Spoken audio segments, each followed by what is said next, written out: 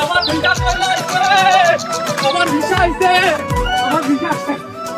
আব্বা, আমার ভিসা আইছে। আগামী 7 দিনের মধ্যে ফ্লাইট, ঢাকা থেকে ফোন আইছে। ভিসা আইছে তোর? শুকুর আলহামদুলিল্লাহ। ওই কে কই আছো? আমার পোলার ভিসা হইছে, আমার পোলার ভিসা হইছে।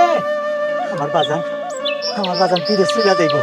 আব্বা, আজ আর তোমার কাম করতে হইব না, বাড়ি চলো, সবাই মিলে আমরা আনন্দ করি। বাবারে তুই বাড়ি যা, আমি একটু বাজারে যাবো। এই ভর দুপুর বেলা বাজারে যাইবা কেন? আমার না মিষ্টি খাইতে মন চাইছে, দে 500 টাকা দে। আব্বা, খুশিতে তো দোকানে ক্যাশ দিয়ে চলে আইছি, পকেটে তো 4 আনা পয়সা নেই। দেখ কোলটা, দোকানে ঠিক মতো তালা মারছিস তো?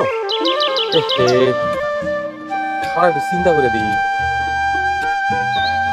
না না আব্বা, আমি দোকানে তালা দিচ্ছি, আমার মনে আছে। তোর কথায় ভরসা পাইতাছি না, আমি বাজারের দিকে যাইতাছি, দোকান গিয়া চেক করবো।